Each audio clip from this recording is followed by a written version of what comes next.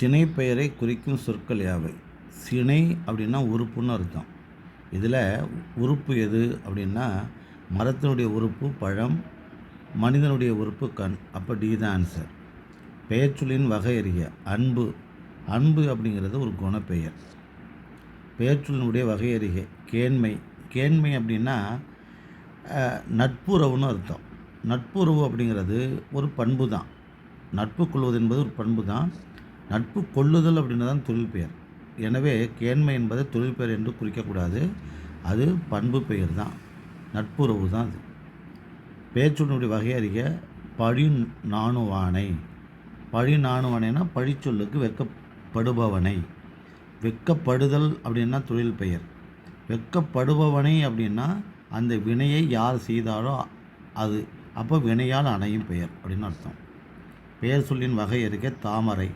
தாமரை அப்படிங்கிறது ஒரு பொருட்பெயர் தான், ஒரு பொருள் அது. பெயர்ச்சொல்லுடைய வகை அறிக. வணக்கம். வணக்கம் அப்படிங்கிறது அது ஒரு பண்பு, அதுவும் பண்பு பெயர் தான். அது தொழில் பெயர்னு சொல்லக்கூடாது. வணக்கம் என்பது ஒரு பண்பு. பெயர்ச்சொல்லுடைய வகை அறிக. நீளம் அப்படிங்கிறது அது ஒரு தொழில் பெயர்.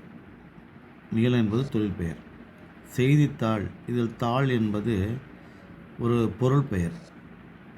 பெயர் சொல்லிய வகை அறிக. எளிமை அப்படிங்கிறது ஒரு பண்பு பெயர்.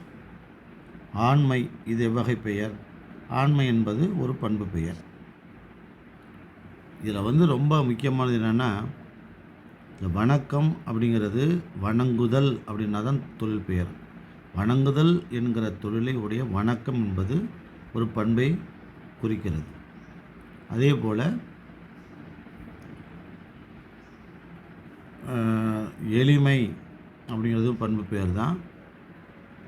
பழி நாணுவானை அப்படிங்கிறது பழி நாணுதல் அப்படின்னா தொழில் பெயர். பழிக்கு வெட்கப்படுதல், வெட்கப்படக்கூடியவனை.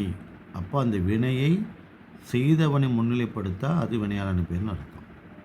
நன்றி, வணக்கம்.